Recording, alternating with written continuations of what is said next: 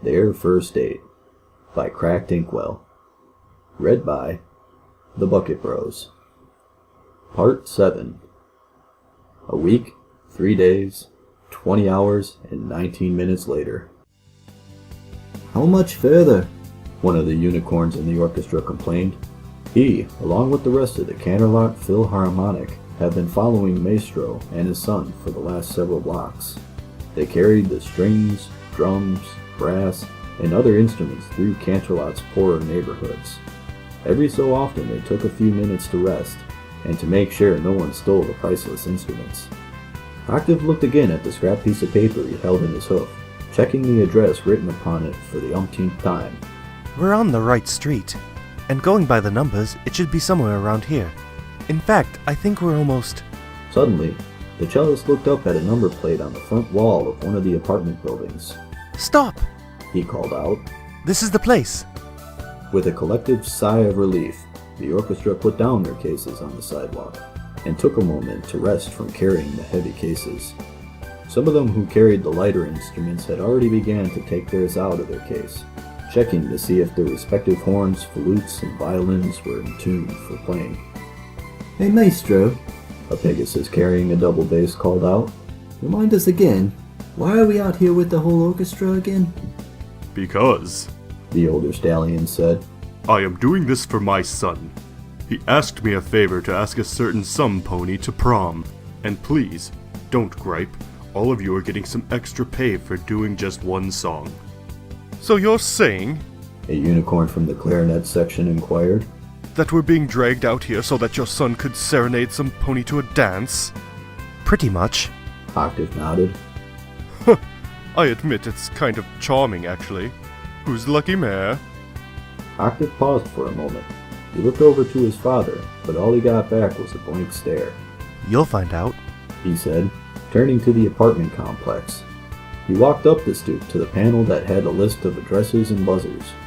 After looking for the right address, he pushed the button a few times, until finally a voice came through the tiny speaker. "Yes, who is it?" It was a mare's voice. "This is Octave," he said. "Can you send Record down for me? I wish to see him for a moment." "Oh sure, just stay right there." About a minute or so later, the door opened up to the white unicorn. "Octi?" Record asked, completely confused. "What are you doing here for?" "Good evening, Record. Octave nodded. I've come to ask you a few things. "Well, shoot." Have you made any arrangements to go to the junior prom?" Record shook his head. "Not really." He craned his neck over to a turning army of musicians. "Say dude, what's with the orchestra?" "I've prepared a special surprise for you." Octave sat down on the stoop, and Record stepped out of the doorway and joined the cellist. The DJ looked to the orchestra. The musicians crammed into the thin stretch of sidewalk, some of them with a level of confusion, while the faces of others held amusement. "What's this all for?" he asked. "Record," Octave said, his cheeks turning pink. "a few weeks ago, you told me about the very first piece of music you've ever listened to, right?" "Yeah, how could I forget?" Record nodded. "I told you that Dad used to put on a song called Smile." "Why?" Octave turned to his father. "Dad, if you please." Maestro nodded, lifting both of his forelegs into the air. When the orchestra was at attention, he began to lead them into the song. Even though the orchestra was playing in a very confined space, the buildings around them acted to magnify the sound, almost the same way as in a concert hall. Almost immediately, Record's ears perked up. "Is this?" He turned to Octave, a sly grin on his muzzle. "They're playing Smile?" "Indeed they are. Octave answered. I pulled a few strings to make this happen for you." "This?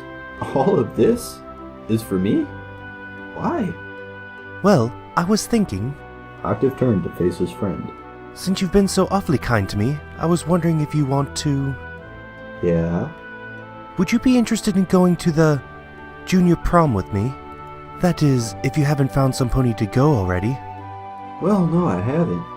He looked back to the orchestra, taking a moment to listen to that familiar melody. "But I don't think I have anything better to do till then." "Oh, thank you." Octave beamed. "Yet that's not quite the real question I wanted to ask you." Record turned to the cellist in mild confusion, so the Earth Pony clarified. Record, after the events of the previous week, I have a confession to make. He took in a deep breath. You see, Record, would it be possible that I have the privilege of calling you my special sun pony? Record went silent. He took off his shades to look at Octave, his eyes glinting like rubies from light shining from the setting sun. So what you're saying, he said, is that you've gone through all of this trouble of bringing me a whole orchestra to my neighborhood? Not only to ask me out to some dance, but to ask me if you and I could be in a relationship? Octave saw from the unicorn a smile. Not a signature cocky smile, no, but a genuine one. The cellist even saw tears forming in his friend's eyes.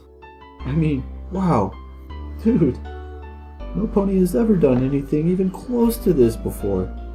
I never thought you would do all of this for me.